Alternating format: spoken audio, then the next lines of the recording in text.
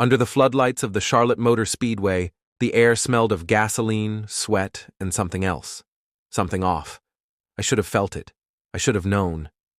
But my focus was on the track, on the thrill, on that one perfect line that could win the race. I was leading, outpacing Stevens by a hair, tires screaming with each curve.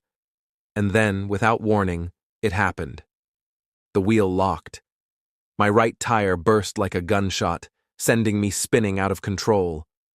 The car lurched left, metal shrieking as I smashed into the wall. The world blurred. Smoke, fire, the roar of the crowd turning into a collective gasp. Everything stopped. Then silence. I came to with medics pulling me out, faces tight with urgency. My suit was scorched, my arm throbbing, but all I could see was the massive screen replaying the crash, over and over. And in the pit, Mark Stevens stood motionless, his helmet off, a smile playing on his lips that twisted my gut. 2 days later, I was dropped from the team. Liability, they said. Not reliable anymore. My sponsors pulled out. Social media turned. I wasn't the golden boy anymore. I was a disaster headline, a footnote.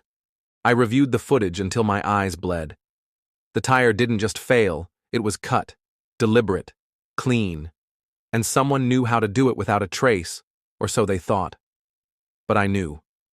Mark. That son of a bitch had everything to gain. He always envied my rise, my speed, my name in the lights. And now, he had it all. I confronted him in the paddock the next weekend. No cameras, no fans, just the stink of hot rubber and oil. He didn't deny it, just looked me dead in the eyes and said, "Welcome to the real race, Brooks." I punched him. My knuckles split open. His face snapped back and he laughed, blood in his teeth, that smug look still there. "You're finished," he said. "Stay down." But I don't stay down. I watched my career burn from the sidelines. The invitations stopped. The calls dried up. All I had left was the rage and the ghost of the engine that once roared under me. I sold the house, moved to LA, and I found the streets. At night, the city becomes another track. One without rules, without mercy. And out there, in the dark, I started to remember who I was. Who I still am. Ryan Brooks, racer, fighter, and now, a ghost Mark will wish he never made. I started with a piece of junk '98 Skyline I picked up in a Compton garage for $6,000 cash. No plate, no veen. She was ugly, loud, and smelled like burnt oil. Perfect. I tore her down with bare hands and borrowed tools, built her back with parts scrounged from scrapyards and favors. I spent nights under her frame, bleeding fingers, heart ticking like a stopwatch. I didn't need luxury. I needed speed. Revenge doesn't ride in leather seats. The underground scene in LA isn't like NASCAR. There's no glory here, just risk. Fast and dirty. I showed up at midnight races in alleys and warehouse districts, where cash and egos changed hands faster than the cars burned rubber. My first run, they laughed. "Hey, NASCAR boy, you lost." But I smoked them all, left them in fumes. That shut them up. After a month of this, I reached out to Nick. He was still in Vegas, running a mod shop for high-end clients, but he picked up on the first ring. "Ryan? Holy shit. You're alive." "Barely. I need your hands, man. I'm building something." He didn't ask questions. "I'll be there Friday." Then Jamie. She'd been a black hat hacker in college, now off-grid after some mess with the FBI. I found her through a burner forum. "Ryan Brooks? You're either crazy or desperate." "Both." She smiled through a fuzzy video call. "I'm in." Travis was last. A former street king turned sober Uber driver. He said no at first. "I left that life, man. You should too." "You owe me," I said, flat. He sighed. "Where and when?" We met in a dim-lit garage near Venice Beach. 4 people with scars and ghosts. Nick tuning the engines. Jamie hacking into street race networks. Travis mapping escape routes. "Me?" I drove. One night, Jamie pulled me aside, tablet glowing with lines of code.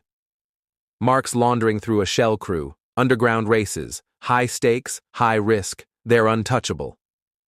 Not anymore. Our plan was simple: infiltrate, dominate, dismantle. Every race we won got us closer. Mark was the kingpin of a circuit known as the Coil.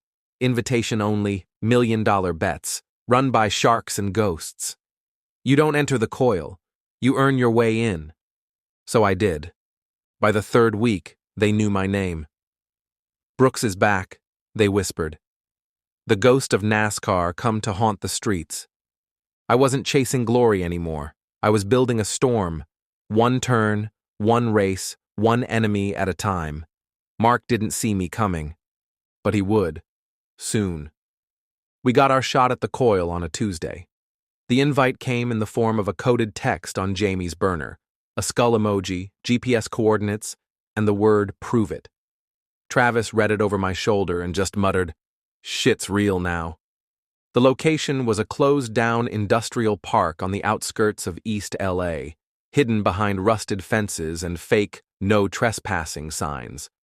Hundreds of people circled the lot. Mechanics, gamblers, racers with dead eyes and gold teeth. Helicopter drones buzzed overhead like vultures. This wasn't a race. It was a coliseum. Mark was there. I saw him before he saw me, leaning against a matte black GTR, designer jacket, a crowd around him like he was royalty. But his eyes flicked when he spotted me. I didn't blink, just walked past, silent, my team behind me like shadows. Nick handed me my helmet. "You sure about this?" "No," I said, strapping in. "But I'm ready." The race was a 5-mile loop through the industrial park, loaded with tight turns, jumps, and improvised hazards, oil slicks, fire barrels, even a broken semi-truck blocking half the track. No rules, no laps. First one across the finish line wins. Mark and I lined up side by side. His smirk was gone now. He looked at me like I was a ghost. I revved the engine. My car, a Frankenstein of parts and fury, growled like it was hungry. "Try not to cry this time," he said through his window. I didn't answer. The flag dropped. We launched like missiles. Screams, lights, concrete blurs. I hit the first turn hard, letting the back end slide, engine howling. Mark was right on my tail, tapping my bumper like he wanted to dance. I swerved, dodged a barrel fire, caught air on a crate ramp. Halfway through, Jamie's voice crackled in my ear. "He's rigged his nitrous. Double capacity. Dirty mod dot." "I figured," I grunted, pulling a sharp right inches from a wall. "Let him burn it early." He did. On the third mile, his GTR jolted forward like a rocket. For a second, he vanished ahead. People cheered. It felt like losing again. Like Charlotte. But I stayed steady. Let the course come to me. And when I hit that final turn, the one with the oil patch he didn't see coming, I downshifted and drifted through with surgical calm. Mark spun out. Hard. His car slammed sideways, sparks flying, rear end clipping a steel beam. I flew past him. Straight. Clean. When I crossed the finish, everything was silent for a second. Then the crowd erupted. But I didn't hear them. I looked in the mirror, saw Mark crawl out of his wreck, clutching his ribs, staring at me. He knew. It was over. But not done. Not yet. The police were already circling the area when the crowd started to scatter. Jamie's hack had tripped alarms in more systems than she intended, federal ones. Sirens echoed off the steel buildings as racers peeled out, engines screaming like hunted animals. But we didn't run. We didn't have to. Jamie had loaded a flash drive with every illegal mod, every bank transfer, every fix Mark had ever orchestrated. Surveillance footage, audio from tapped calls, GPS logs, enough to fry him and half the Coil. She handed it to me without a word. It was heavy for its size. I pocketed it, then walked toward Mark. He was slumped against his wrecked GTR, bruised, blood on his temple. His eyes tracked me, but he didn't move. "You did this," he muttered. No, I said. You did. I dropped the drive in front of him like a final gear. That's your finish line. He stared at it, then up at me. For once, no smirk, no venom, just defeat. Travis pulled up in our truck. Nick was already loading the gear. Jamie was wiping her laptop, calm as ever. I got in the passenger seat, slammed the door, and didn't look back. We vanished into the city as the sirens closed in behind us. LA flickered past the windows. Neon, shadow, memories. I thought of Charlotte, of my name smeared in headlines, of the fire, the spin, the laugh. It was gone now, all of it. And for the first time since the crash, I didn't feel like I was chasing something. I didn't feel lost. I just drove.